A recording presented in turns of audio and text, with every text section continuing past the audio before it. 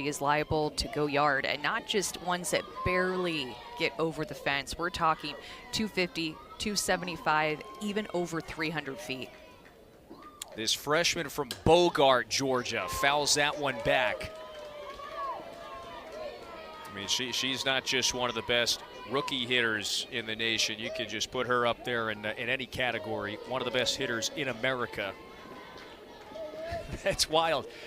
You know, her last 11 plate appearances, 5 home runs. She must protect now with 2 strikes. And that one misses low and away. On a couple of different counts that she hit one yesterday. One was a hitter's count, and one was a pitcher's count. Even a 1-2 count was her first one of the game, where she battled off several pitches to extend her AB to get her first one of the game. Count evens at 2 balls and 2 strikes. Boyer last year was at West Texas A&M. That's a Division II college.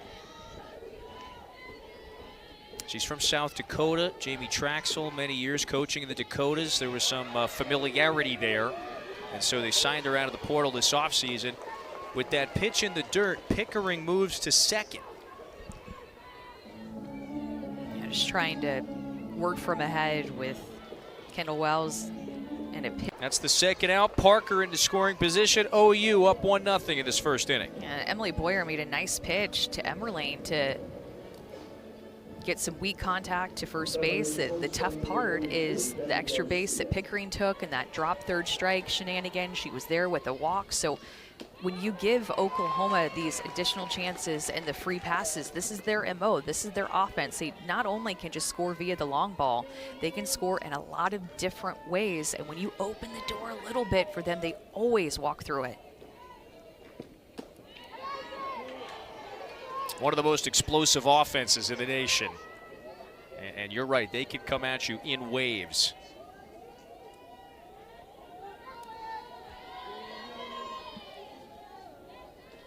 Garcia, the sophomore from Chandler, Arizona.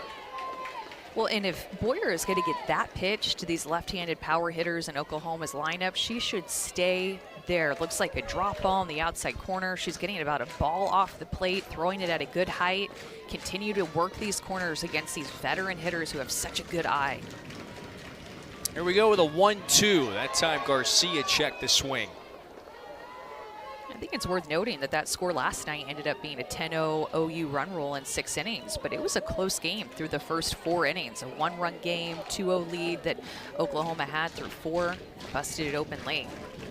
Facing her old team, and so she faces Kennedy Bunker, Mackenzie Pickens, Percy Yamas. That's 1, 2, 3 in the Ole Miss order. Bunker has hit leadoff the last couple of games for Ole Miss. Little change from where she is in the middle of the order.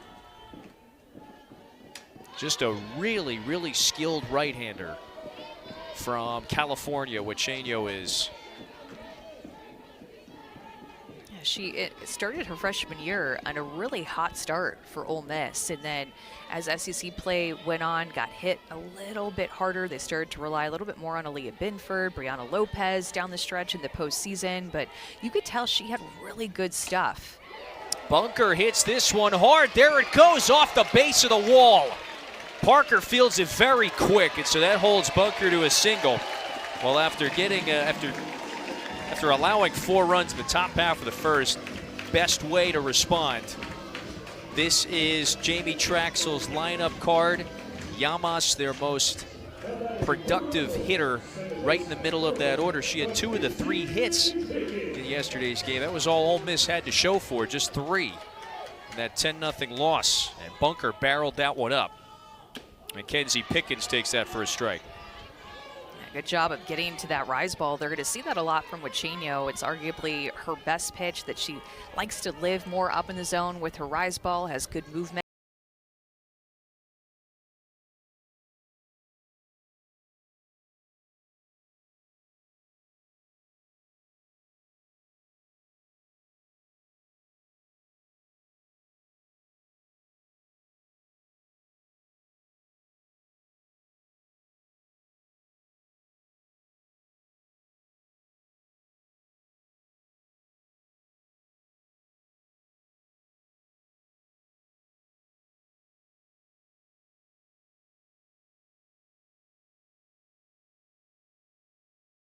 to the SEC. Right at the top, you've got Texas, Oklahoma, Florida wins 2 out of 3 this weekend against Tennessee. So there it is with that 8-1 mark. Number 1 ranked team in the nation went down twice this weekend against Florida. Yeah, some great series in the SEC this weekend. A&M swept Kentucky. That was big for them, putting them in a position to be right up here within the top 6. Texas looked really strong. Oklahoma, of course, has looked really strong, but I think the headliner is Florida winning the series against number 1 Tennessee, with Carlin Pickens pitching in that series and taking 2 of 3. That was just a great series. A lot of series came down to Game 3. A lot of rubber matches today on Sunday in the SEC. We had 4 of those.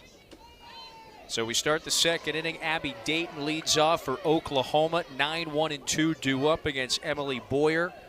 Looking to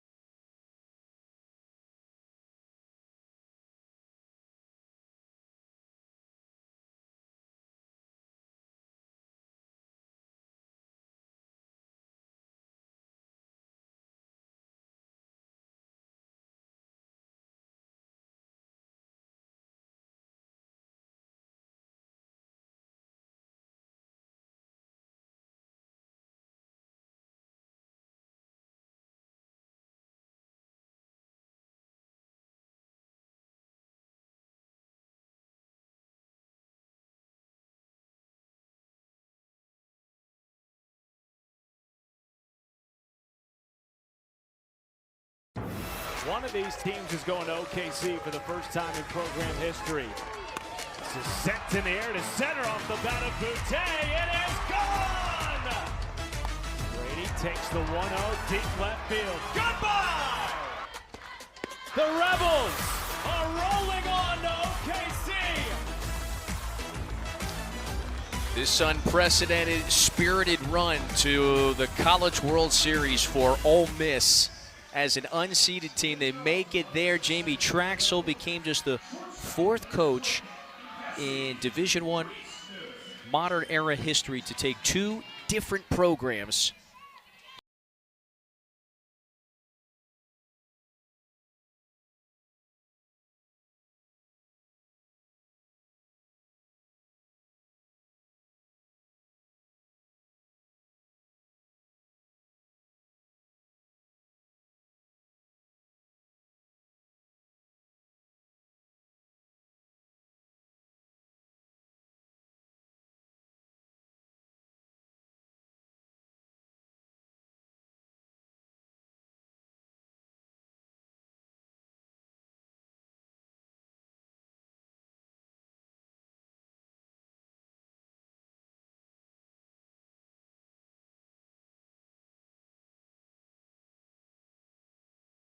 slapped foul.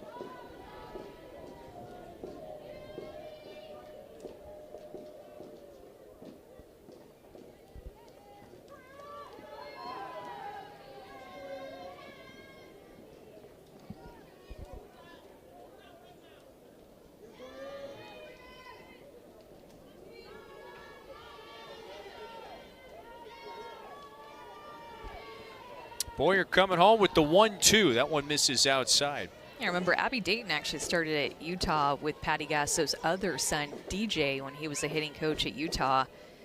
And so she has been able to play for both of the Gasso brothers, DJ and JT, and now play for Patty at OU. Spoils that one foul.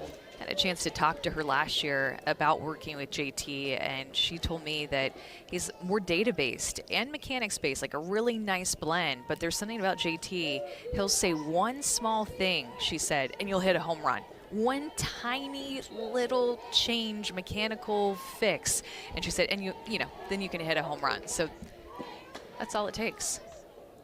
He's Kevin, got he's got the magic. Yeah, I should. It's just one small thing. I wish he was there throughout my career. Would have liked to talk to him. a lot of mistakes I needed to have shored up back in the day. Well, it's going to be, as you know, the family affair here. Away from bunker two, changing speeds, almost like an off-speed drop ball, gets her to chase that changeup well out of the zone for her fourth strikeout. So only 2 Ole Miss hitters have recorded a hit in this one. That's it. This is Mackenzie Pickens. She flew out to center her first time up, sends it out that way again, and 2 quick outs. And that is a forte of Huizenga. The batting average against is really low. It's actually top 10 of the SEC. Yeah, and it's down about 60 points from last year. It was 224 in her freshman year at Ole Miss, about 169 coming into this game. So you can tell that there's been different ways that Huizenga has grown and developed as a sophomore. This is Yama's all-conference slugger in the 3-hole. Walked her first plate appearance. And one thing that stands out to me is just her ability to throw more strikes, and her first pitch strike percentage is up by 12% than as a freshman at Ole Miss. It's closer to 70% than it was closer to 55% as a freshman. So fewer walks. That's bounced over to the right side. This is going to be a 1-2-3 inning for Huizenga.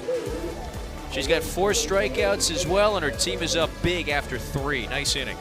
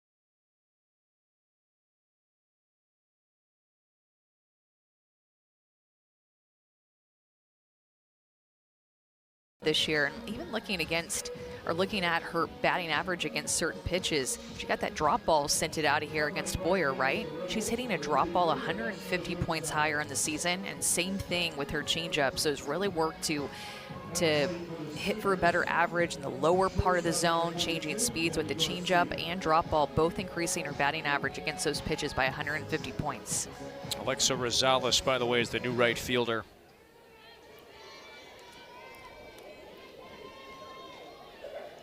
Garcia 2.0 has just been a menace at the plate. I mean, you always expect a jump freshman to sophomore year, but what else do those numbers tell you about how the step forward she's taken? It tells you that she's a hard worker, and Coach Gasso will tell you all about Gabby Garcia. She was an All-American as a freshman, and of course one of the best shortstops in the country too. It's like when you have an Oklahoma game, you don't talk as much about their defense because their offense is so overwhelming that you talk a lot about them. But defensively, Gabby Garcia is one of the best shortstops in the country as a sophomore, working side by side with Agbayani. Lifts this one down the line. Long run for Applin. Dives. It's off the mitt. And that one winds up being extra bases. A run scores. And so as it stands right now, Applin